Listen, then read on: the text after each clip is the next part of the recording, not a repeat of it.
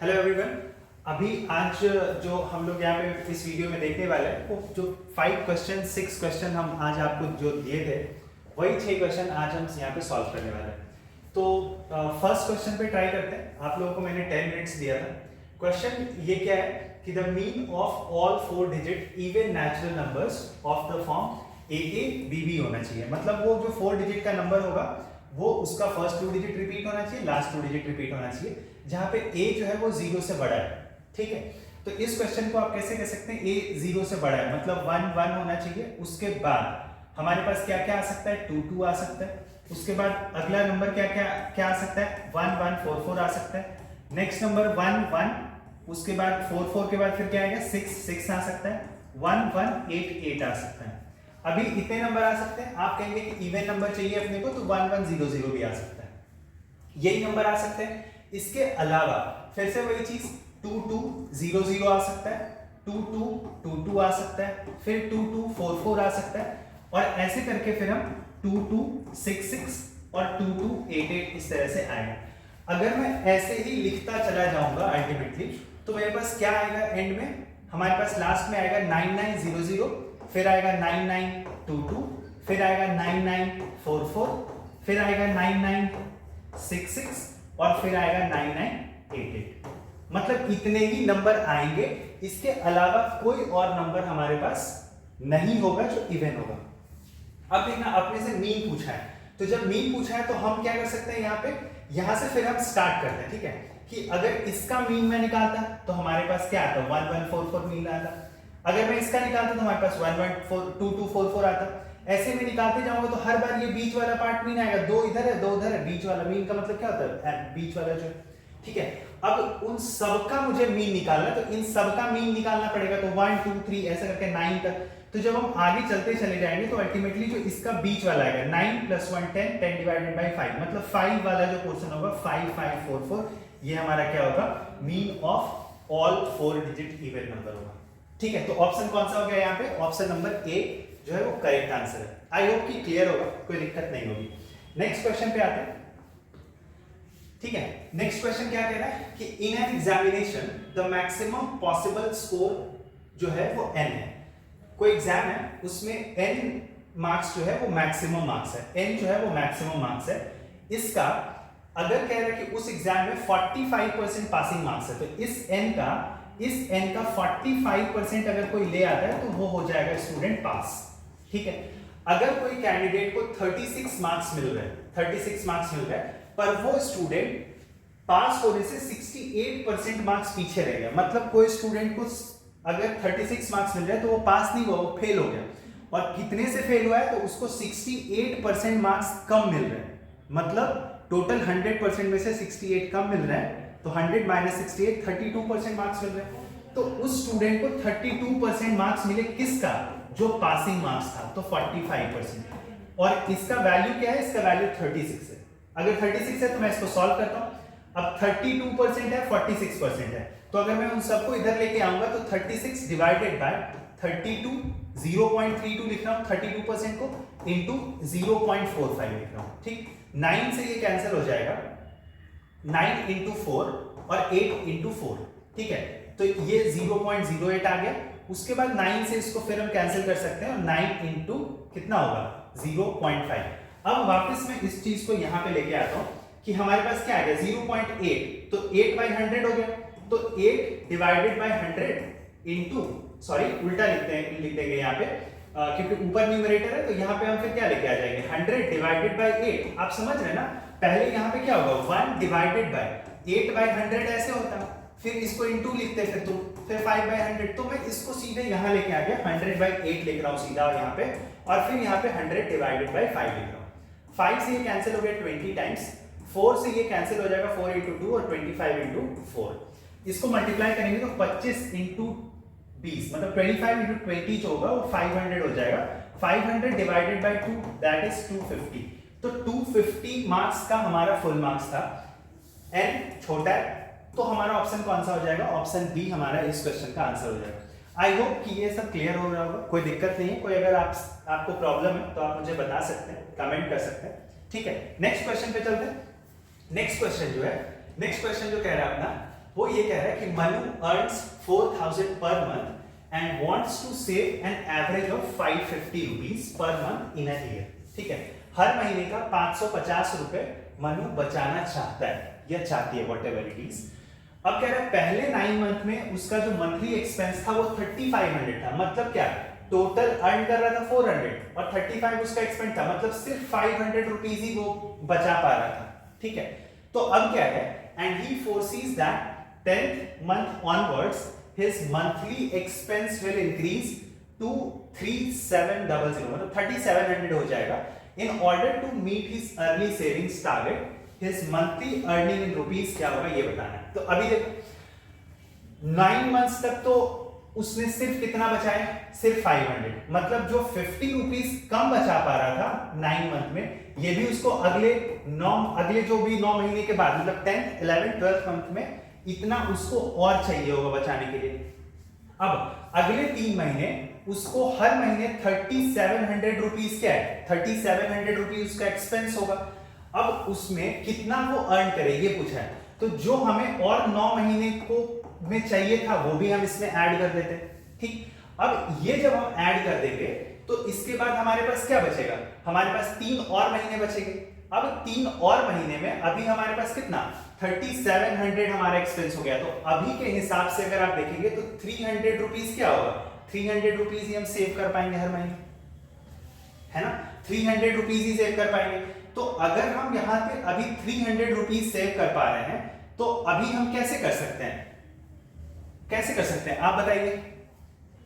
ठीक है, 450 रुपए डेफिसिट था, तो डेफिसिट हम कर दिए. तो अभी हमारे पास 300 रुपीज हम हर महीने सेव कर पा रहे हैं, लेकिन अपने को करना कितना था, 250 रुपीज और सेव करना था. ठीक है, तो 250 रुपीज और सेव करना है तो सब सेव कर दे रहे हैं. ठीक है, तो 250 रुपीज और सेव कर रहे हैं, तो अभी अपने पास कितना हो गया, अगर आप इसको ऐड करेंगे तो you'll get 4400 as your answer. तो यही हमारा क्या है, हर महीने उसको इतना करना पड़ेगा, 250 रुपए हर मंथ उसको एक्स्ट्रा अर्न करना पड़ेगा 10th 11th 12th मंथ में. 450 रुपीज जो 9 मंथ में डेफिसिट हुआ था वो अपने को चाहिए होगा, और 3700 तो हर महीने का एक्सपेंस है. तो टोटल मिला के 4400 हमारा क्या हो जाएगा, हमारा इस क्वेश्चन का आंसर हो जाएगा. ठीक है, नेक्स्ट क्वेश्चन पे चलते हैं. नेक्स्ट क्वेश्चन में कह रहा है कि student gets an aggregate of 60% marks in 5 subject in the ratio of 10 9 8 7 6.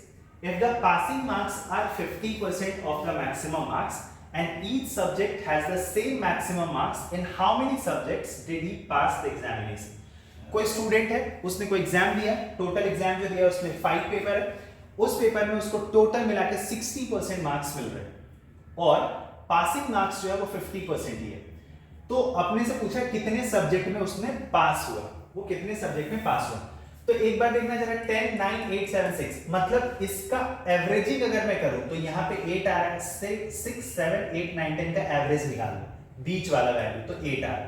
मतलब अगर 8 आ रहा है तो 8 जो है वो 60% को कॉरेस्पॉन्ड कर रहा है.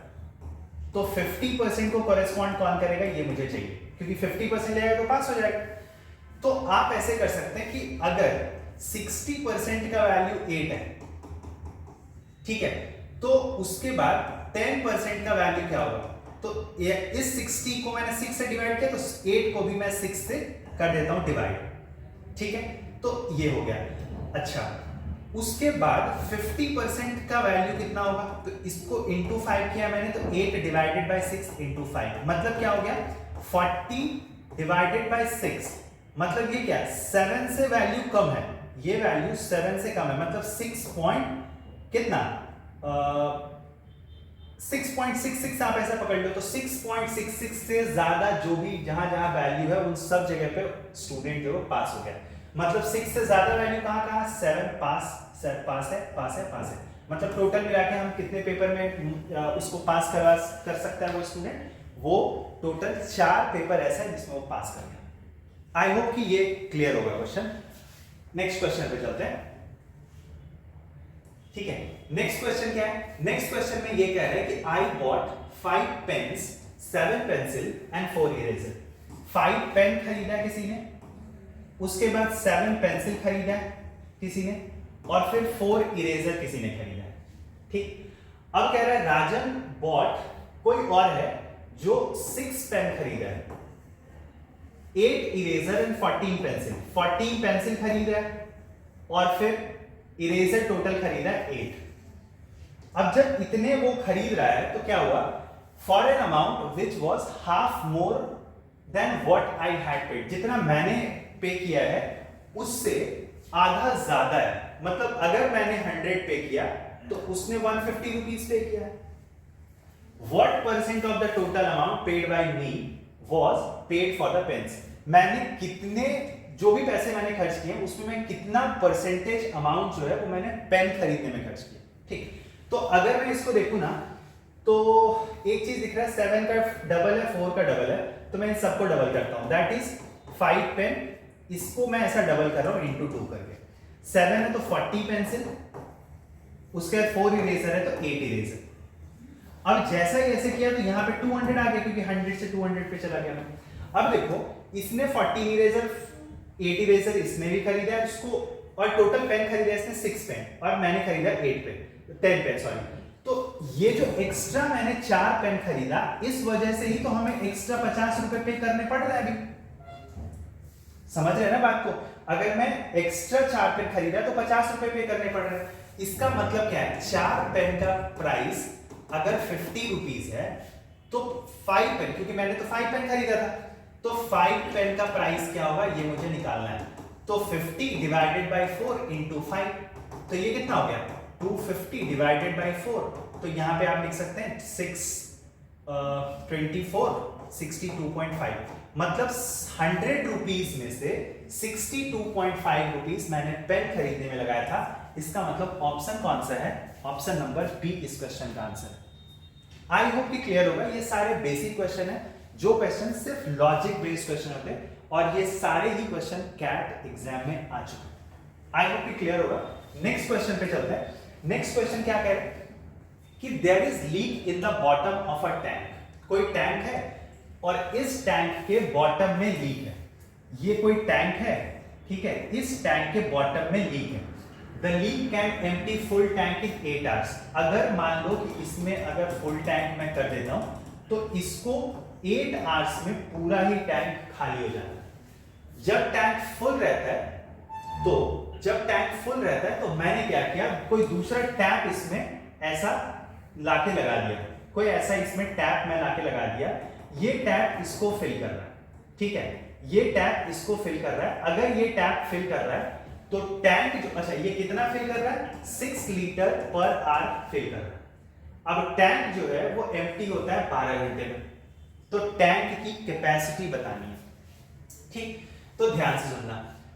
अगर मैं टोटल इस टैंक के वॉल्यूम की बात करूंगा, ठीक है, तो वॉल्यूम की बात करूंगा तो पहले कुछ वॉल्यूम होगा, और 12 घंटे लग रहे हैं, 6 घंटे का क्या हो रहा है, 6 लीटर पर आवर फिल कर रहा है, तो 12 आवर लग रहे हैं फिल, मतलब खाली होने में। तो टोटल मिला के 72 आवर्स तो कर भी दिया होगा ना। अब 72 आवर कर दिया है। अच्छा, कितना इंक्रीज हो रहा है, पहले हमें 8 घंटे लग रहे थे, अब हमें लग रहे हैं 12 घंटे, मतलब 4 घंटा ज्यादा। तो 4 घंटा एक्स्ट्रा लग रहा है, और ये 72 लीटर, यही टोटल मिला के चीजें आएंगी। तो जब 4 घंटे में 72 लीटर का इंप्रूवमेंट हो रहा है, इंक्रीज हो रहा है, तो टोटल हमारे पास 8 घंटे थे, तो 8 घंटे में इसका डबल होगा, मतलब 144 लीटर इस टैंक की कैपेसिटी। आई होप कि क्लियर होगा। टोटल वॉल्यूम जो होगा वो 4 आवर्स तक इंक्रीज हुआ, और टोटल 12 घंटे तक वो टैप जो है वो ओपन रहा है, तो 6 लीटर इंटू 12 मतलब 72 आवर्स एक्स्ट्रा फिल करना था। जब 72 आवर्स एक्स्ट्रा आ गया तो उसको सिर्फ 12 आवर लग रहे थे, और जब टैप नहीं चल रहा था, मतलब वो 72 लीटर नहीं डालता, तो 8 घंटे में ही हो जाता। तो 4 घंटा एक्स्ट्रा लग रहा है, और साथ ही 72 लीटर, मतलब जो 72 लीटर का जो ये प्राइस है, 72 लीटर का जो वैल्यू है, इसको खाली करने में उसको 4 एक्स्ट्रा घंटे लग गए। तो 8 घंटे में कितना खाली करेगा, तो इसका डबल खाली कर देगा, तो 144। तो 144 इस क्वेश्चन का आंसर हो जाएगा। आई होप कि क्लियर होगा। तो ऐसे ही क्वेश्चंस जो होते हैं कैट में, जो क्वेश्चन आते हैं वो लॉजिक बेस्ड क्वेश्चन आते हैं, एप्टीट्यूड बेस्ड क्वेश्चन आते हैं। एप्टीट्यूड के क्वेश्चंस का जो सबसे बड़ा बेनिफिट होता है कि आप उसको लर्न कर सकते हैं, और जब आप एक बार लर्न कर लेते हैं तो आपको फिर उसका बेनिफिट मिलना शुरू हो जाता है। आई होप कि क्लियर होगा, ठीक है। तो इतना ही रहने देते हैं। ये जो टेस्ट था आपको शायद कुछ इंसाइट्स दे रहा होगा कि आपको जीवन में कुछ करने के लिए थोड़ा आगे पढ़ना पड़ेगा, थोड़ा आगे मेहनत करनी पड़ेगी। आई होप कि क्लियर होगा। Okay, thank you, bye bye.